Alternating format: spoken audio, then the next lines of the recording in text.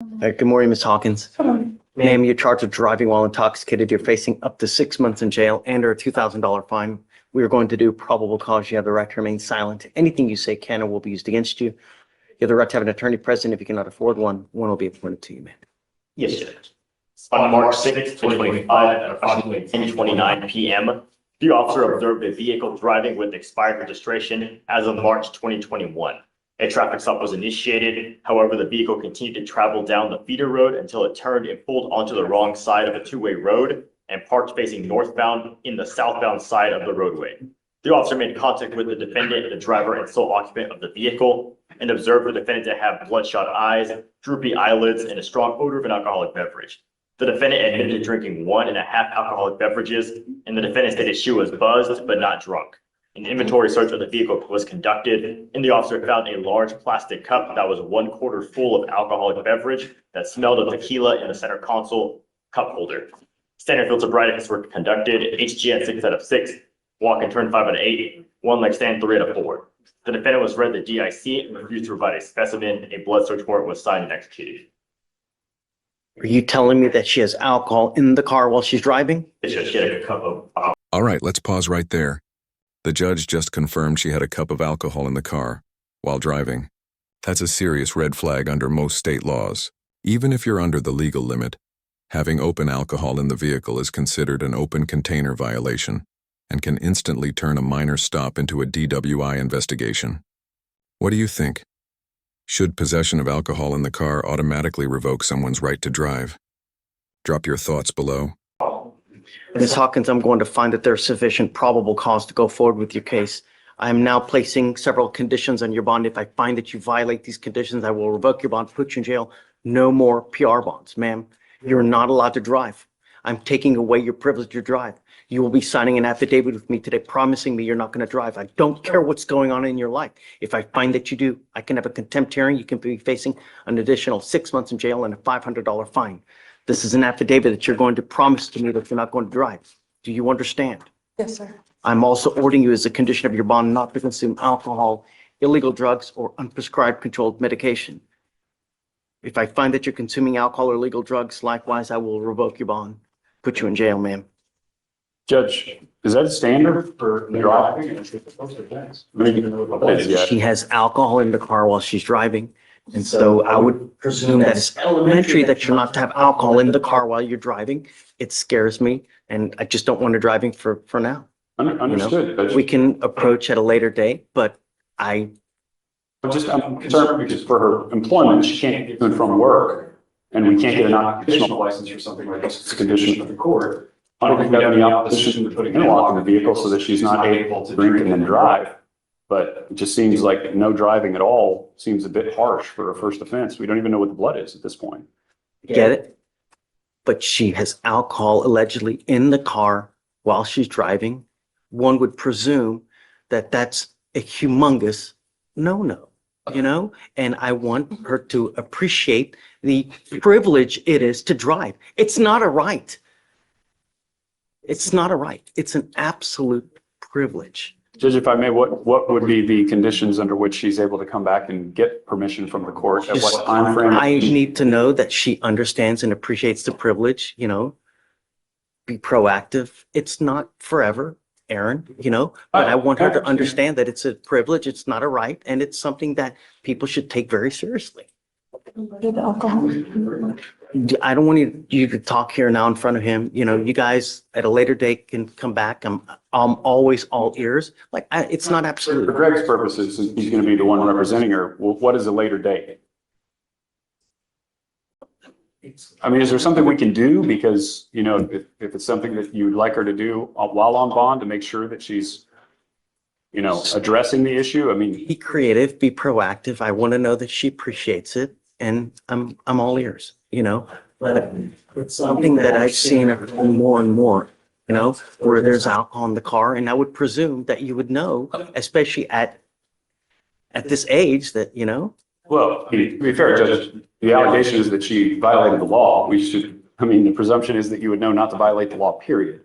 I personally don't think that the fact that there is possible alcohol in the car, I don't think it's been tested, but it just seems like no driving at all seems like a harsh penalty for someone who's never been arrested before, no criminal history. These are allegations. There's a blood draw pending. According to the DIM summary, she had 1.5 drinks. It's certainly possible her alcohol level comes back below the legal limit. And if that takes 90 days to get those lab results and come back and get this taken care of, she's not driving for 90 days. I'm not saying that long, Aaron. I just want some kind of proactivity that I know that she appreciates come back and, you know, And this is Hey, for you know. fixed purposes, so I can convey this to better. What's proactivity to the court? You can feel the tension here. The judge isn't just handing out punishment. He's teaching a life lesson. Notice how he keeps repeating, driving is a privilege, not a right. That's not just courtroom rhetoric. It's legal doctrine. But here's the twist.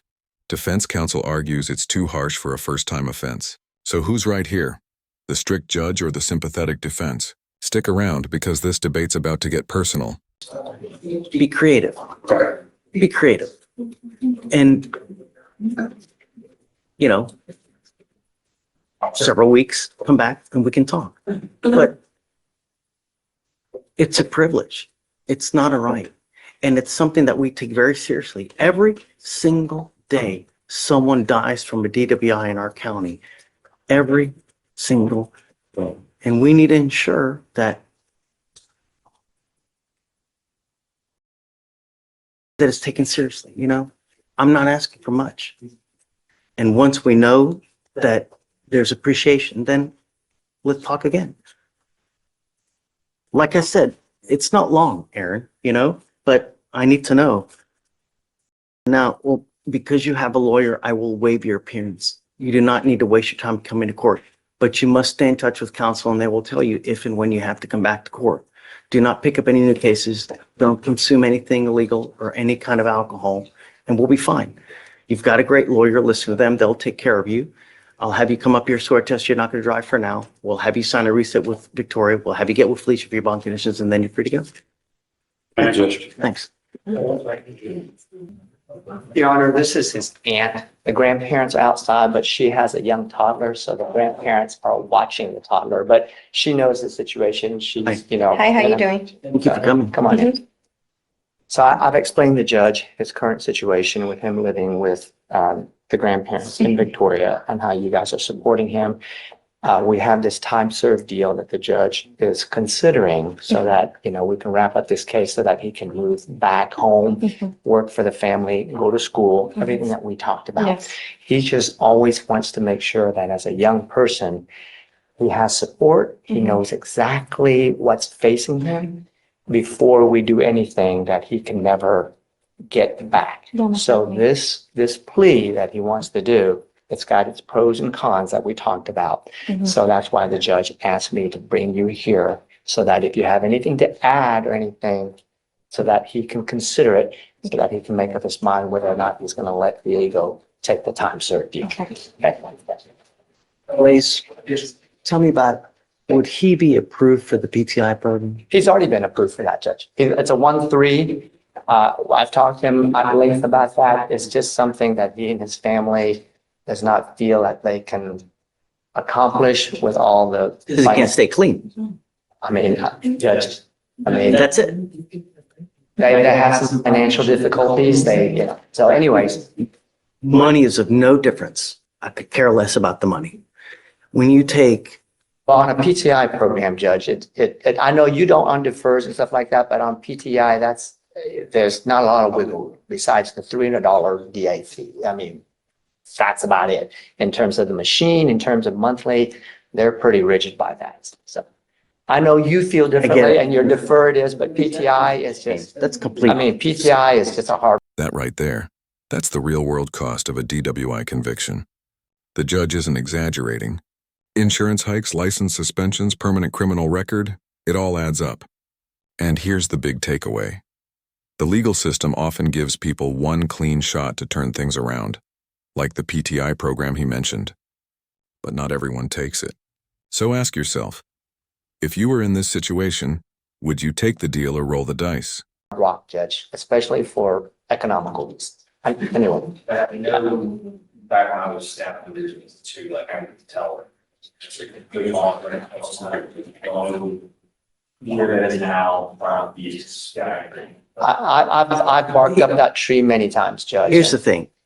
You're going to pay for this one way or the other. It's whether you either get this case dismissed and go through this program, or whether you take a conviction and then end up with all these surcharges from DPS, end up with a license suspension, have to pay DPS for all these other fines and fees, not to mention your insurance skyrocketing because of this DWI. Insurance rates now are absolutely bonkers because of how insurance companies are molesting us now as it is. It doesn't get better when you plead to a DWI and it goes on your record. It'll get 3 times, 4 times as worse. You're going to pay for it one way or the other. When you take a half-ass approach to something in life, you will get a half-ass result. There is a program now that you are approved to be in to get this case dismissed. All you have to do are 3 little things: a little community service, a little class, and most importantly, stay clean. That's all you got to do. And if you can do it for even 6 months, they will dismiss this case. By pleading guilty to this case, it will go on your record. It will be there for the rest of your life. It's even there after you die. And you will pay for it. I promise you. It may not be tomorrow. It may not be next week, but maybe 10 years, 15 years. You know what? Why didn't I take that class to get this thing dismissed? Ugh. You're going to pay for it one way or the other. You are old enough now to make your own choices. I mean, you're what? How old is he? 18? 17. 17 in June. Judge, I also want to correct myself. I've had him mixed up with another young client. He does need to provide mitigation information.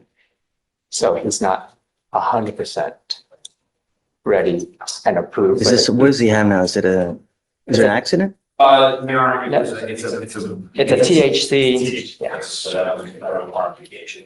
Got it. So I But I mean, the odds of getting in are, I don't want to speak for anyone, but I would assume. I don't want you to make a decision now.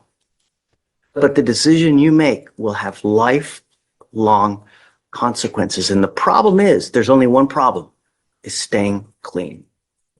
If I test you now, what are you going to test for? I don't want you to answer. But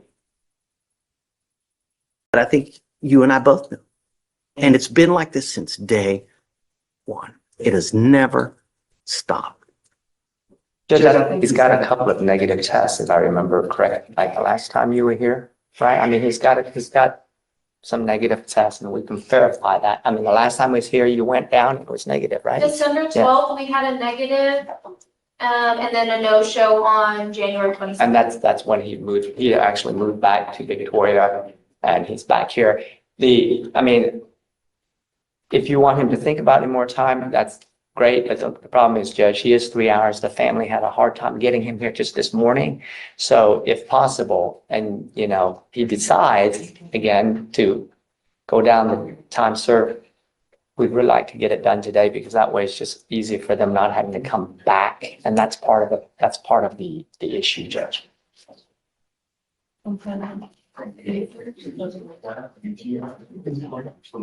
You are the master of your own domain. I'm telling you, it's the dumbest decision that you'll make now regarding your life. Because once you end up with that conviction, it will be very difficult to get a job.